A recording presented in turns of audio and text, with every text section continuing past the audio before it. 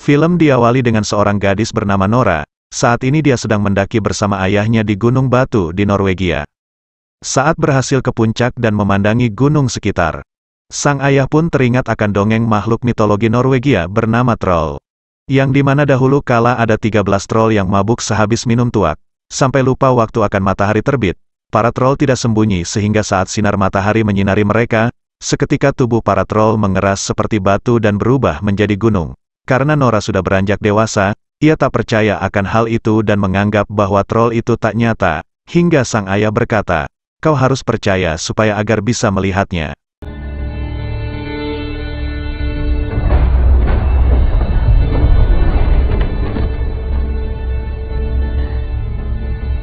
"20 tahun kemudian, di pegunungan Norwegia terdapat sebuah proyek penggalian untuk dijadikan jalur kereta api bawah tanah di Gunung Dufrey.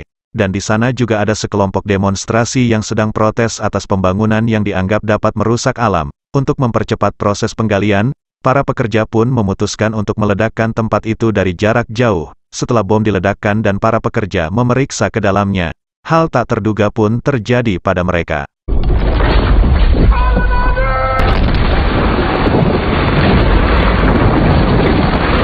Pesawat militer pun dikirim untuk memeriksa ke lokasi tersebut. Apakah telah terjadi gempa atau bukan?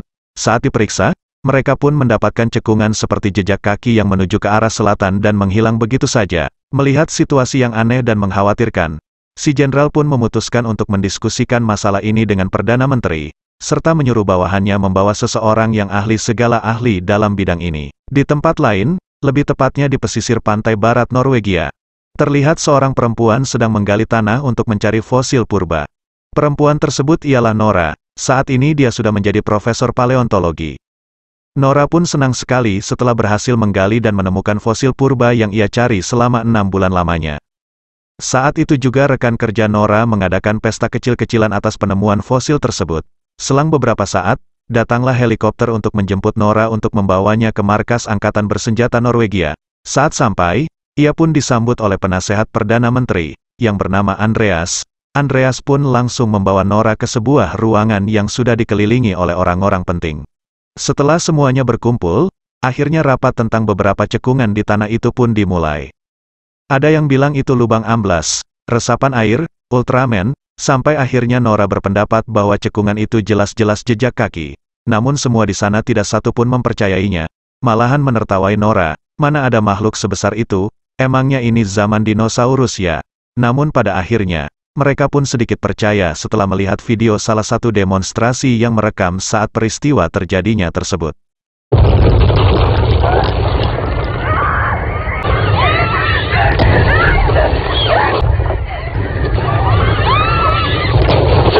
Dan setelah diselidiki lebih teliti lagi, terlihat dalam video itu ada sosok makhluk yang berukuran sekitar 40-50 meter dan ada suara seperti binatang. Apakah itu King Kong atau Lord? Entahlah, hanya orang indigo yang tahu. Di saat yang sama di tempat berbeda, di selatan Norwegia terlihat seekor anjing rumahan yang sedang menggonggong tak biasanya, yang membuat majikannya Pasutri, pasangan suami istri ini keheranan dibuatnya. Selang beberapa detik kemudian, Pasutri ini pun ketakutan setengah mati dan memutuskan untuk bersembunyi ke basement rumah, oleh karena mereka merasakan sesuatu yang besar yang menghampiri rumahnya.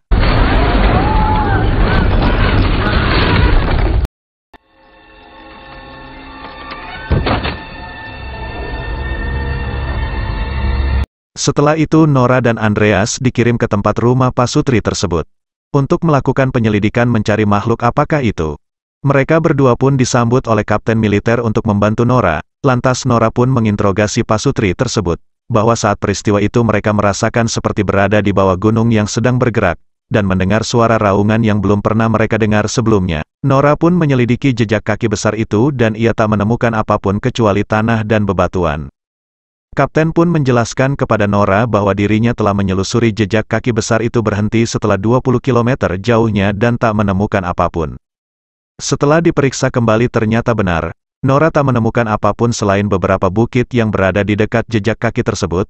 Nora pun berspekulasi bahwa makhluk itu mungkin saja bisa berkamuflase. Seketika itu pun Nora teringat akan dengan dongeng makhluk mitologi Norwegia yang sering diceritakan ayahnya waktu masa kecil, yaitu troll. Meskipun itu tak masuk akal, namun bukti yang terjadi sekarang mengarah ke troll. Hasil mereka pun berangkat ke rumah ayahnya Nora yang telah disambut dengan shotgun dan mengusir mereka. Oleh karena penelitian tentang troll yang ia kerjakan dulu, tidak pernah ada satu orang pun di pihak pemerintahan yang percaya dengan penelitiannya. Malahan dirinya dituduh sebagai orang gila, sehingga ayah Nora mengasingkan dirinya ke gunung dan melanjutkan penelitiannya. Singkat cerita, Nora pun mengikut sertakan ayahnya dalam membantu misi penyelidikannya.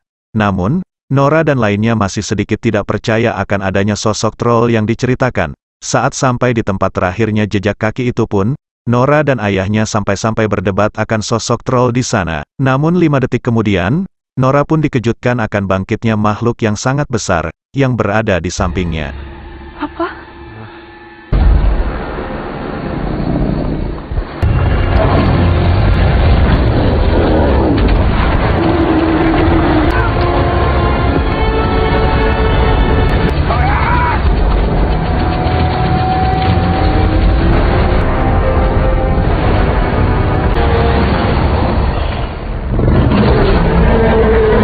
Ternyata troll tersebut sudah ada di sana berdiam diri berkamuflase menjadi bukit, namun Nora masih saja belum percaya akan sosok troll di depannya. Kapten pun melaporkan penemuannya ke pihak pemerintahan, namun mereka tak percaya kepada ayahnya Nora bahwa itu bukan troll, yang membuat ayahnya Nora bersitegang dengan pihak pemerintah bahwa makhluk itu adalah troll yang dia teliti selama 20 tahun. Namun, apa respon mereka? Ayah Nora diusir dari sana dan menganggapnya gila. Nora pun meminta sedikit waktu lagi untuk mencari makhluk apa itu. Namun Perdana Menteri memutuskan untuk menyerahkan makhluk itu kepada pihak militer. Selepas percakapan itu, Nora pun kesal kepada ayahnya mengapa dia terus-menerus membicarakan troll. Ayahnya pun berkata, makhluk itu benar-benar troll. Lantas ia berspekulasi bahwa troll itu tidak mau berada di sini. Kesepian dan kebingungan. Pihak pemerintahan bisa saja mengambil jalan kekerasan untuk mengusir troll itu. Namun ia yakin alam akan melawan, dan itu sangat berbahaya. Mendengar hal itu Nora yang beradrenalin tinggi pun, memaksa kapten untuk mengikut sertakan dirinya dan yang lain dalam penyerangan malam ini, dengan tujuan untuk menyelidiki apakah makhluk itu memang troll atau bukan.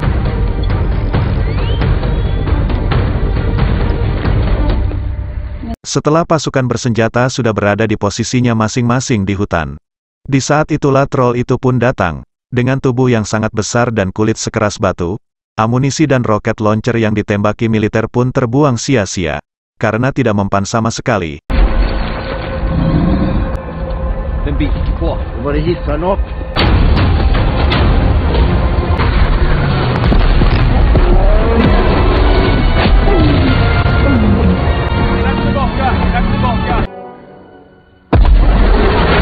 Dan seketika membuat mereka mundur oleh karena membuat troll tersebut marah besar, sehingga korban jiwa pun tak terelakkan dan yang lebih parahnya lagi adalah salah satu tentara harus masuk ke dalam perutnya troll dan menjadi eknya.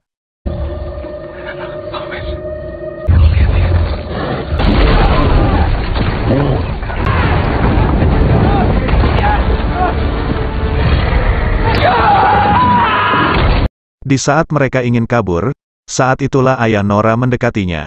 Ia pun memahami perasaan makhluk tersebut dan mencoba menenangkannya dan itu sangat berhasil. Namun kejadian selanjutnya pun tak terduga. Tak kalah salah satu tentara menembaki troll, sehingga membuat troll kembali menyerang serta membuat ayahnya Nora terhempas dan sekarat olehnya.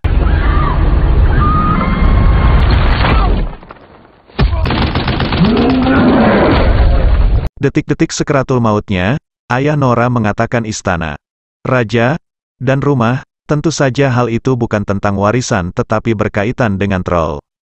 Setelah kematian ayahnya, ia pun mulai mempercayai bahwa makhluk itu adalah benar-benar troll. Namun Nora sedikit kebingungan, mengapa makhluk itu berkeliaran di siang hari.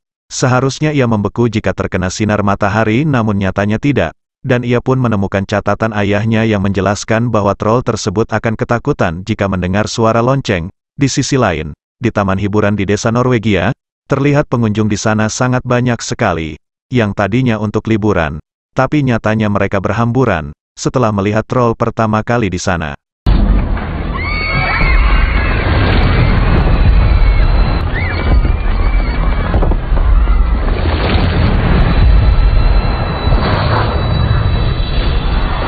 Pihak militer pun dengan cepat ke sana dengan membawa 4 lonceng berukuran besar. Lagi-lagi untuk membuktikan apakah benar makhluk itu troll atau bukan. Setelah membunyikan lonceng, ternyata benar, suara lonceng itu berhasil membuat troll merasa amat terganggu akan suaranya. Sehingga dengan bukti yang sudah ada maka dongeng yang diceritakan selama ini adalah nyata.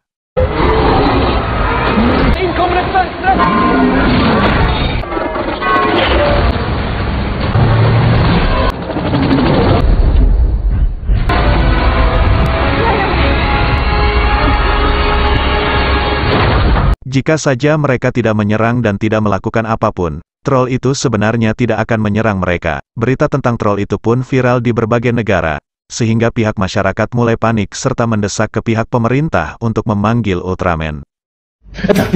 Dan jika mengikuti langkah troll itu, maka ia akan mengarah ke ibu kota Norwegia. Pihak pemerintah pun mengumumkan akan mengevakuasi masyarakat untuk mengosongkan wilayah target untuk genjatan senjata demi memusnahkan troll. Nora pun menjelaskan kepada Perdana Menteri bahwa cara itu salah. Bahwa sesungguhnya troll itu baik.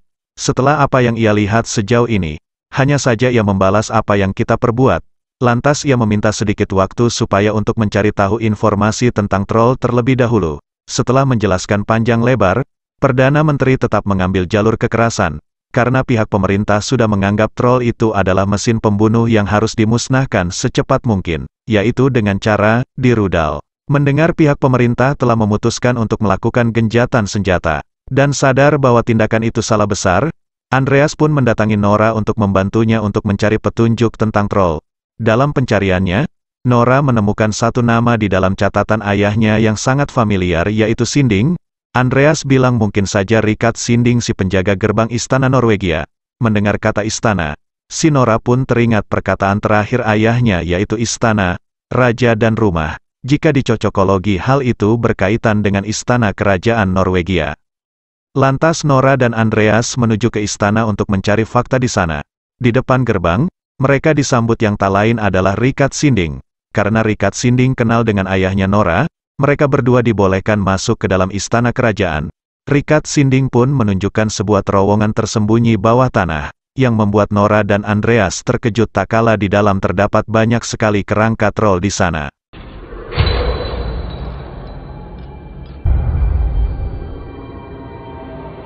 Nyatanya kerajaan Norwegia ini dibangun di atas kerajaan troll. Untuk itu terjadi, mereka manusia membantai semua troll sehingga tersisalah satu anak raja troll, yang sekarang sedang menuju ibu kota. Sedikit info, Rikard Sinding tidak menjelaskan bagaimana caranya mereka bisa membunuh para troll di zaman dahulu kala. Ketika Nora mengecek fosil troll di depan dengan sinar ultraviolet, terlihat kerangka tulang perlahan-lahan terbakar dan berubah menjadi batu. Seketika itu Nora teringat saat troll bangun di siang hari dan troll tidak menjadi batu. Ternyata mereka tak sadar, bahwa waktu itu hari sedang mendung sehingga sinar matahari tidak mengenainya, dan ingat kelemahan troll adalah sinar matahari bukan siang hari. Lantas Nora pun menghubungi kapten untuk membantunya untuk menghentikan troll. Sementara itu, Andreas menghubungi temannya yang berada di markas angkatan senjata, untuk meretas sistem jaringan militer. Setelah mengetahui rencana untuk menghentikan troll tanpa mengebom ibu kota, dengan mudahnya, ia berhasil meretas sistem jaringan markas senjata. Sementara Nora dan Andreas, mereka membawa kerangka kepala troll untuk memancingnya ke lokasi yang sudah ditentukan oleh si kapten.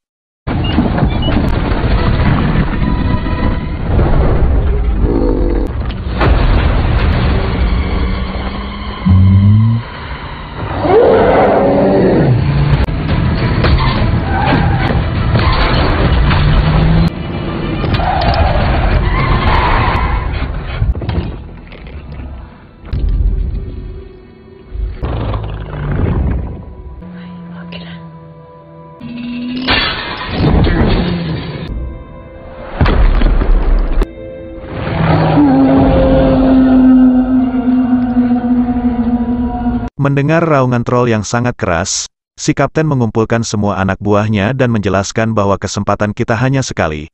Lakukan dengan sempurna kalau tidak nyawa taruhan. Dan si kapten menambahkan jika rencana ini berhasil, maka ia berjanji akan mabar Mobile Legends sampai ke Legend 1. Sementara itu, melihat keluarganya yang sudah menjadi tengkorak, si troll pun marah besar serta mengejar Nora dan Andreas yang ingin membunuh mereka.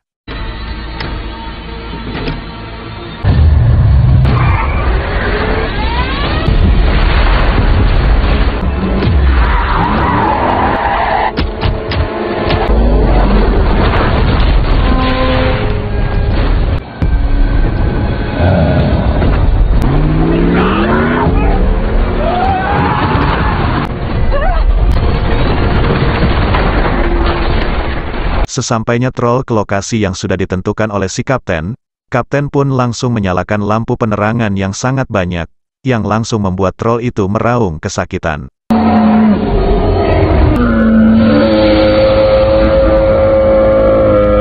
Melihat troll itu kesakitan, si Nora merasa kasihan akan hal itu, dan tak tega mendengar raungan kesakitannya. Ia lantas mematikan semua lampu penerangan dan menyuruh troll itu kembali ke pergunungan, dan seolah-olah troll itu mengerti akan perkataan Nora. Namun detik kemudian, matahari pun terbit, lalu menyinari troll dan secara perlahan-lahan membakarnya sehingga berubah menjadi batu.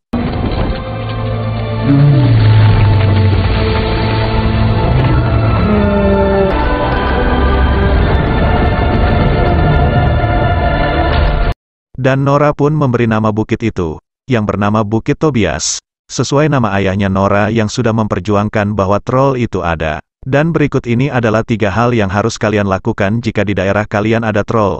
1. Jangan panik. 2. Panggil Kratos untuk memenggal kepala troll. 3. Ajak troll main Mobile Legends.